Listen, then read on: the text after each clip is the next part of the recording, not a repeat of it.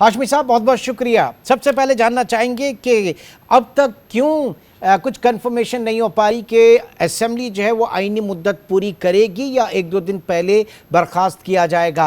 I mean to ask के 60 दिन में इलेक्शन होने जा रहे हैं या 90 दिन में, क्या सूट करेगा इस वक्त नून लीग को? बिस्मिल्लाहिर्रहमानिर्रहीम।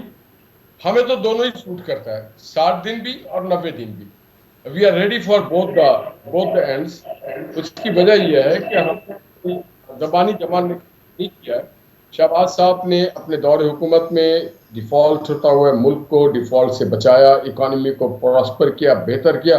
बड़े लिमिटेड टाइम में उन्होंने डेवलपमेंट ओरिएंटेड काम भी किए, डिप्लोमेटिक टाइज को भी बेहतर किए, लॉ एंड ऑर्डर के ऊपर भी बड़ा फोकस किया, इदारों की भी कारकर्दगी बेहतर की। तो हमें इससे कोई घबराहट या फिक्र नहीं है कि 60 दिन में होता है या 90 दिन में। हमारी तैयारी है अल्हम्दुलिल्लाह। नहीं तो पहली बात ये कि अब तक इसके ऊपर इत्तेफाक क्यों नहीं हो पा रहा। फिर दूसरी बात ये कि इस वक्त जो मईशत के हवाले से इंतहाई कड़े फैसले किए गए हैं, उसमें जो सबसे ज्यादा नुकसान या भारी कीमत अदा की है वो नून लीग ने की है। उसका पॉलिटिकल कैपिटल दाव के ऊपर लगा हुआ है।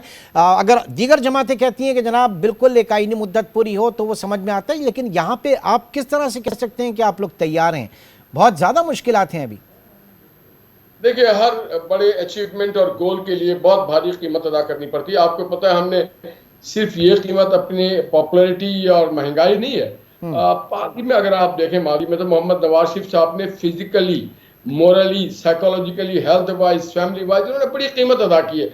तो हम कीमत अदा करना जानते हैं for the sake of Pakistan, for the sake of Pakistani people. तो हम कीमत अदा कर रहे हैं। हमें इस कोई हमारे लिए नई चीज़ नहीं है। जेल है, रेल है, माशी पाबंदियाँ हैं, हमें बदनाम करना, सब कुछ के बावजूद हमारे लिए जो प्राइम चीज़ है वो है पाकिस्तान। अब सवाल ये पैदा होता है कि पाकिस्तान के लोग, आज का दौर 90 का दौर नहीं है। आज मीडिया, सोशल मीडिया बहुत अवेयर है और वो देख रहे हैं कि हम क्या कर रहे हैं। और इसमें आप बिल्कुल फिक्र ना करें, इंशाअल्लाह ताला जो टाइम लाइन है वो आ जाएगा। और अगर हम आज ही दे दें आपको 60 और 90 दिन, तो कल भी हमारे मीडिया हाउसेस को प्रोग्राम तो करना होगा। तो हम थोड़ा इंतज़ार कर लें। मुझे कुछ तो इदराक है, मगर मैं उसका मजाक कि मैं ये बात बता सकूं कि 90 दिन में होगा या 60 दिन में होगा। अच्छा, ये फरमाइएगा कि जब भी होगा मियां साहब खुद आके उसे जो है वो लीड करेंगे पूरी की पूरी। अब कम से कम अभी तक जो खबरें हैं कि मियां साहब जो है वो आके लीड करेंगे पूरी कैंपेन को। अभी क्यों नहीं आ रहे हैं? क्या इंतज़ार किया जा रहा है सितंबर का? क्या इंतज़ार किया जा रहा है कि आला शख्सियत की रिटायरमेंट के बाद इस हवाले से कोई फैसला किया जाएगा? इस वक्त मुवाफिक हालात नहीं है नून लीग के लिए या मियां साहब की वापसी के लिए? नहीं, ऐसी बात नहीं। देखिए, आप पढ़े लिखे, बड़े माहिर मीडिया पर्सन हैं। सिर्फ ये नहीं होता कि आप अपने इक़्तिदार पे काबिज हो जाएं, जैसे मादी में पीटीआई की गवर्नमेंट काबिज हो गई थी और फिर हर चीज़ का खाना ख़राब कर दिया था। उससे पहले होम वर्क करना होता है।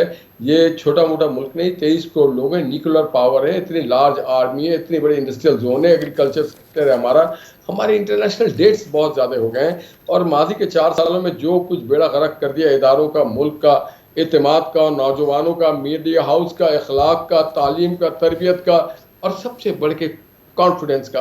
बदकिस्मती से इनके दौर में, पीटीआई के दौर में, ऐसा एक कल्चर आ गया कि जैसे पाकिस्तान दुनिया का सबसे बेकार मुल्क और हर कोई रेडी है कि जी हम फ्लाई कर जाएंगे वेस्ट में या अमेरिका में। तो हमें अपने लोगों का भी एतमाद बहाल करना है और दिखाना भी है लोगों को कि हमारी इकोनॉमी वाइबिलिटी है, हमारी डोमेस्टिक पॉलिसी बहुत ठीक है।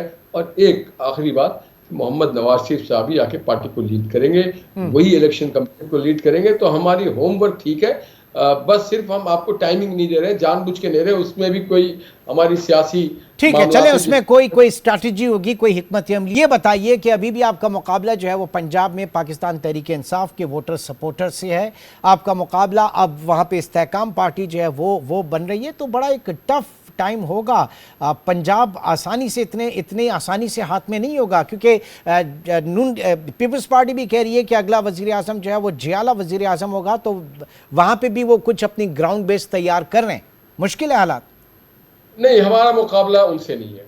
हमारा मुकाबला अपने आप से है कि माजी में हम कितने ज़्यादा वोट लेके जीते थे, कितनी सीटें हमने ली थी 2018 में। We are the single largest party. माजी में हमने कितना कमिटमेंट किया था, जो हमने वादे किए। माजी में हमारे डेवलपमेंट किया।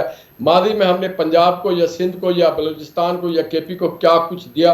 ये जो लोग हैं ये तो रोलिंग स्टोन्स हैं, वो किसी भी पार्टी की बात कर लें, ये घूमते रहते हैं मुख्तलिफ पार्टी में, ये तलाश में होते हैं मौके के कि कभी इस्तेहकाम कर दें, कभी इधर आ जाए। तो इनको आम लोग या आप मीडिया वाले या हम जैसे सियासी कारकुन सीरियस लोग नोट नहीं करते। They are non political, they are not entity. ये जहां पर भी देख खुलता है ये अपना जो प्याला है वो लेके पहुंच जाते हैं। नहीं, लेकिन 2018 में हाशमी साहब, 2018 में तो इन्हीं इलेक्टेबल्स ने और इन्हीं लोगों ने हुकूमत बनाई थी ना मिलकर। अगर पीटीआई के साथ भी गए तो एक हुकूमत फॉर्म हुई थी वहां पे 2018। ये बदकिस्मती से पाकिस्तान की सियासत का रुझान है इलेक्टेबल्स का।